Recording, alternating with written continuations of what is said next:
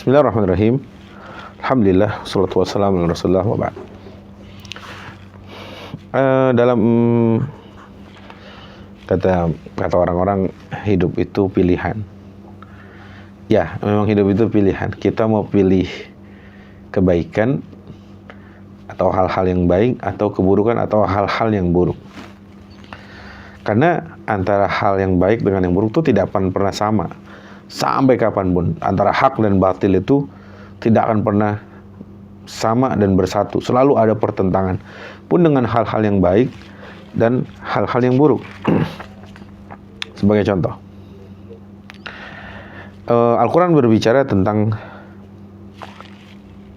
harta. Misalkan tentang harta atau pendapatan ya. Tentang harta yang baik, yang halal, yang thayyib, dengan harta yang buruk. Gitu ya. Baik, dalam surat Al-Maidah ayat 100 Allah berfirman, a'udzubillahi minasyaitonirrajim, qul la yastawil khabithu wa thayyib walau a'jabaka kathratul khabith fattaqullaha ya ulil albabi la'allakum tuflihun. Ini kaidah dalam hidup. Kata Allah dalam Al-Quran, qul, katakan wahai Muhammad, la yastawil khabithu wa thayyib walau a'jabaka kathratul khabith. Katakan wahai Muhammad, tidak sama antara al-khabith, sesuatu yang buruk, dengan at-thayyib, dengan hal-hal yang baik. Tidak sama.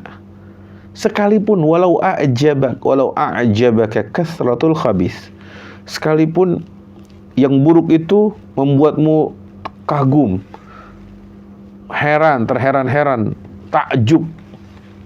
Semisal ada orang korupsi, ya, korupsi dana 300 miliar gitu. Bagi kita orang-orang yang gak pernah ngelihat uang sebanyak itu, takjub gak kita? Sangat takjub. Tapi yang kita membuat kita takjub itu khabith. Itu uang yang dihasilkan dari berbuat zalim atas orang lain, mengambil hak orang lain. Sehingga memang kita dibuat takjub dengan harta yang banyak itu. Tapi kata Allah, la yastawil khabith wa thayyib. Sampai kapanpun harta yang banyak itu, tapi itu khabith, harta yang rusak, harta yang buruk, yang jelek itu tidak akan sama dengan harta yang baik, meskipun sedikit. Nah, ini rasa-rasanya teman-teman, sahabat muslimin rahimahullah Allah, kita hari ini hidup di dunia itu memang seringnya dipertontonkan atau diperlihatkan kepada kita. Kita melihat sekeliling kita itu ada uang-uang yang besar, jumlahnya banyak, tapi dia dihasilkan dari hal-hal yang tidak baik. Makanya tadi Allah bilang tidak akan sama antara yang khabith dengan yang thayyib sampai kapanpun. Yang buruk itu tetap buruk, yang baik itu meskipun sedikit tetap dia baik. Apalagi kalau kebaikan itu kita bawa pulang ke rumah. Maka ini pesan juga untuk para suami, untuk para semua pejuang nafkah, para pencari nafkah di jalan Allah, para suami yang memiliki istri di rumah dan keturunan anak-anak di rumah. Allah akan memberikan kita isyarat bahwa tidak sama yang kita bawa pulang ke rumah itu. Tidak sama kalau kita menang proyek dan hasilnya dari suap menyuap, menang tender dan lain sebagainya. Ya, maka bagi seorang suami rasa-rasanya ini, bagi seorang ayah pastikan harta yang akan kita bawa pulang ke rumah itu hanyalah yang halal saja, yang thayyib saja. Ya, tidak membawa harta yang syubhat, apalagi haram. Ingat wahai para suami, ingat wahai para ayah, jika yang kita bawa pulang adalah harta yang haram yang syubhat, bahkan yang haram itu kita bawa ke rumah, dari harta itu dimakan oleh anak dan istri kita, itu dampaknya kepada kehidupan mereka. Bahkan secara jelas Rasul juga pernah menyampaikan, setiap daging yang tumbuh dari sesuatu yang haram, maka neraka lebih berhak melahapnya, membakarnya.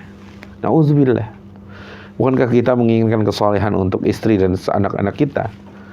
Ya, wahai para ayah, wahai para suami, bukankah kita menginginkan itu semua? Anak yang baik, anak yang saleh, istri yang salihah, istri yang taat, istri yang menyejukkan pandangan mata, anak-anak yang menyejukkan pandangan mata kita. Tapi kita sebagai seorang ayah, seorang suami, ya tadi tugas kita jangan sampai membawa hal-hal yang tidak thayyib.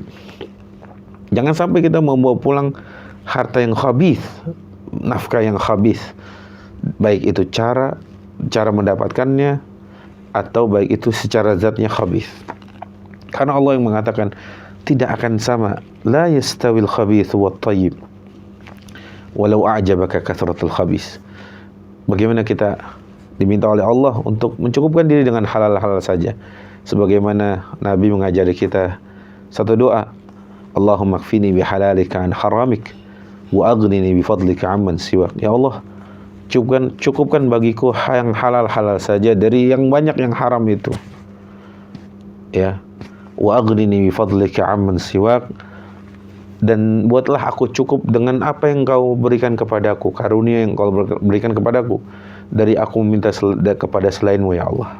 Karena itu para ayah, para suami, dan khususnya seluruhnya kaum muslimin, mari kita cukupkan dari yang tayyib-tayyib saja, dan mari kita tinggalkan al-khabithat, sekalipun yang khabis itu berjumlah banyak, bahkan sampai membuat kita berdecak kagum. Wallahu ta'ala alam. Wassallallahu ala sayyidina Muhammad. Assalamualaikum warahmatullahi wabarakatuh.